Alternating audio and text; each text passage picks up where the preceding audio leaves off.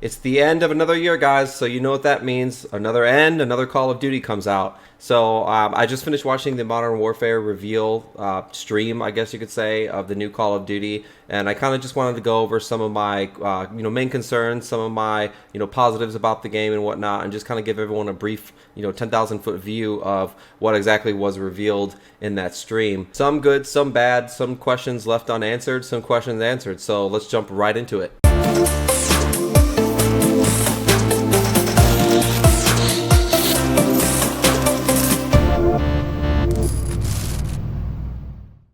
So this iteration of Call of Duty is basically a retelling of Call of Duty 4 Modern Warfare, or as most veterans call it, COD 4, which was released in 2007 for PlayStation 3, Xbox 360, and even Windows. And that game was also published by Infinity Ward, who's working on this new Call of Duty as well, both games also being published by Activision. So you guys get it. It's obviously a new fresh spin on Call of Duty Modern Warfare 4. You guys don't really need a history lesson. So let's get to the juicy details of why I'm talking about this stream in general. So obviously every time I go into these streams, I get it. It's a corporate shill fest. All the people involved are being paid by the bigwigs to talk about how amazing the game is and whatnot. So you got to look past that shit, and you have to look at the game for what it is. And if you really get down to the nitty-gritty, there's some good and bad to obviously be taken out of this reveal. So it started off with a countdown screen that led to a new trailer for Call of Duty that showed a lot of the kill streaks, a lot of the guns, some of the features like the night vision battles and things like that. It had Metallica's Enter Sandman playing in the background. You know, the typical shit.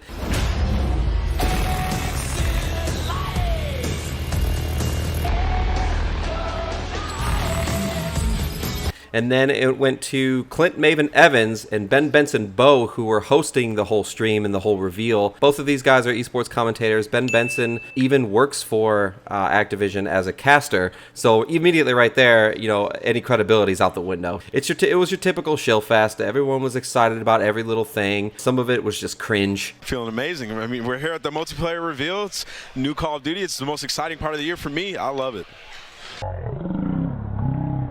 Feeling amazing. I mean, we're here at the multiplayer reveal. It's new Call of Duty. It's the most exciting part of the year for me. But that's to be expected with these kind of reveals, especially when it's hosted by people who work for Activision and commentate on the Call of Duty World Series or League or whatever the f it is. So anyways, the first few minutes with them talking to a couple of the developers about the game, what features they're adding and whatnot. Most of it was just talking about the kill streaks, how they're bringing kill streaks back, and they're getting rid of the whole point system that they had in the last couple Call of Duty games where you rack up points based off the types of kills and assists you get and you use towards kill streaks. Now they're just bringing back kill streaks, 3 kills a UAV, 4 kills a airstrike, that kind of stuff. You guys get it. Then afterwards they talked about the maps in general, some of the features they're adding like doors. Also they talked about how they're not making the maps so 3-laned anymore where they funnel everyone through the same 3 lanes like in the last couple Call of Duties, last few years of Call of Duties. So that's pretty cool. The fact that the maps are more open, they have more corridors, buildings you can go into now and things like that. So I'm open to that. It sounds cool to me. It doesn't feel so repetitive and bottlenecked anymore. So that's a good thing. Afterwards, they were talking about the new graphics engine they were using. They were talking about some of the weapons and how the loadouts work. But what really raised some eyebrows was the fact that they said that there's not going to be a season pass. There's no additional DLC. All the content that's coming out is going to be absolutely free, which is cool. However, let's pump the brakes. Don't get too excited, guys, because you guys know this is an Activision game. So this is where I get really skeptical and really negative. We all know Activision has a track record, especially of late, for inserting all sorts of predatory microtransactions into their games. Even the last Call of Duty Black Ops 4, is known lately for being extremely predatory and at this point almost pay to win. Like, dude, they were selling a red dot site for $1. Reports even came out after that alleged that Treyarch even said they were quote-unquote frustrated with Activision and the fact that they were inserting all sorts of microtransactions into their game, ruining the balance and the flow of the game just to seek more revenue for the franchise. Because we all know these publishers have to report to their shareholders higher earnings every quarter, every year. Otherwise, they get a good old-fashioned spanking. Get off me! Stop it! Behaviors will not be tolerated. And even more recently with the new Crash Team Racing, after stressing and promising that there was going to be no microtransactions, they added in microtransactions. They allow you to purchase Wampa coins, which are the coins that you earn through playing the game, in order to buy cosmetics and new items for your cars and your carts. But now they just added them into the store because they know people by nature are impatient. Humans want instant gratification, so they got to prey on that need. Which, I mean, hey, business is business, guys, right? Guys, stop fucking buying this shit. Stop it. Just stop buying this into these microtransactions. But anyways, you guys get the point. So my main concern with this game is, yes, that's great that you're giving out free season pass, that you're giving out DLC for free and weapons or whatever, what have you. It's cool that you're going back and you're bringing back the old simplicity of Modern Warfare, boots to the ground warfare, kill streaks and stuff like that. That's interesting. It's cool that you're using a new engine. But when looking at the gameplay, it looks like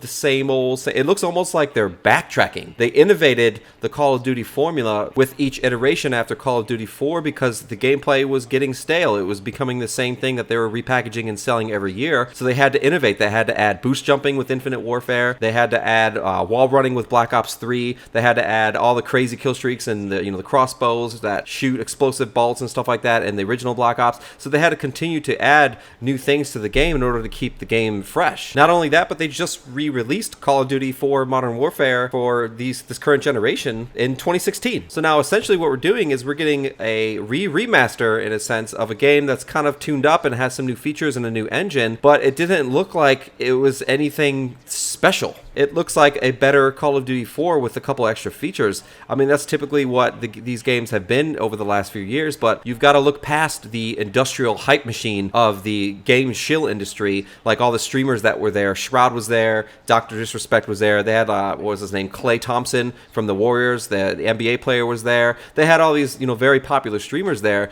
that were just shilling about the game, left and right, here and there. Every time they gave the mic to them, they talked about how amazing the game was. When deep down inside, these guys aren't that stoked. I mean, maybe they're in their honeymoon phase because they're playing the newest Call of Duty in a really cool environment. They're getting flown out there. They're getting wine and dined by Activision and by the corporate execs. So you got to take what they say with a grain of salt, guys. I mean, I get it, guys. There's a big video game drought going on right now. It's the middle of the summer. This is usually when games aren't coming out. So people are starving for the newest release, and the hype train is huge for this game. They're talking about bringing back single player, which is great. I'm actually excited for that. They're talking about how controversial it's going to be, but all these media outlets are reporting all sorts of negative press about how the white phosphorus being used in the game is offensive and how the game's too dark. Like IGN was saying, it was making them emotional. It's just bullshit. So you have to look past all of that, guys, and look at the game for what it really is, right? It's a video game. How is the gameplay? How are the graphics, right? What is this doing different that's innovative to the series? And I get it. I know they're bringing 20 versus 20 player battles in. They have a new mode called Ground War, which they've had in past Call of Duties, but this one is going to have 100 player matches, 50 versus 50, which is pretty cool. I'm excited to see how that plays out. But look at other games that have been doing this. Battlefield's been doing this for ages. There was a game on PS3 called Mag that had 256 people playing online. PlanetSide's been doing this. So there's a lot of different examples of games that have been doing these types of large-scale battles for a while. So I'm really wondering, and I'm curious about what their take is going to be on 100-player battles. I'm hoping it's really interesting. However, guys, my main concern is the monetization. Activision is out for our wallets, guys. I mean, for fuck's sake, you saw how cringe hype these guys got when they were talking about the cheap plastic night vision goggles they're shipping out with the dark edition of the game. Yeah, just funny about what's in there. We were doing rehearsals yesterday, and we're in it, and we're going through the script, and I'm like, we're talking a lot about these night vision goggles. I'm like, these are so cool, but what does this come into play for the dark edition? Then you're like, oh, you get them. And I was like, what? Yeah, there's a whole.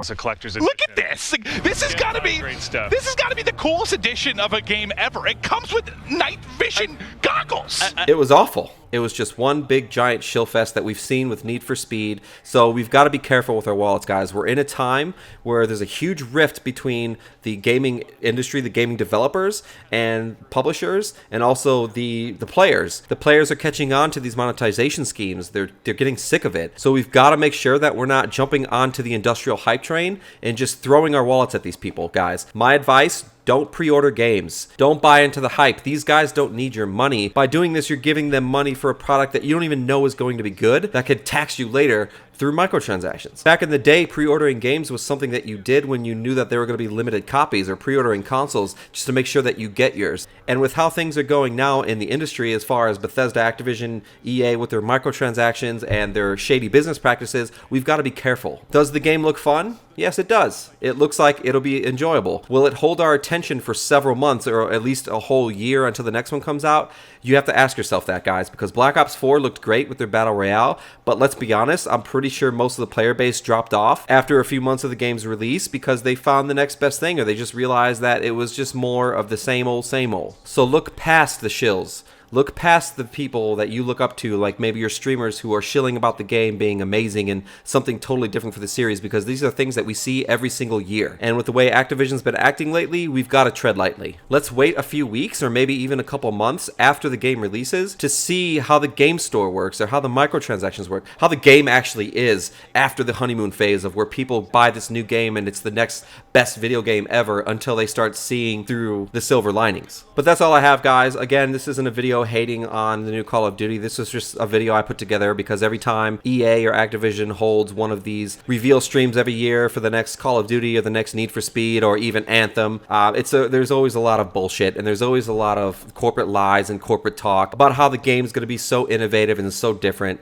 and then it comes out and it's the same old, and then they start just pounding you with microtransactions. So let's be careful with our wallets, guys. Let's stick together on this and make sure that we can get gaming back to where it used to be when we got quality expansion packs and fully released and fully functional games upon release. But that's it, guys. If you also watched the reveal stream, leave your comment down below. Let me know what you guys think of the new Call of Duty. Are you going to be picking it up, or are you going to wait for something else? Thanks for tuning in, guys, as always, and we will talk to you soon.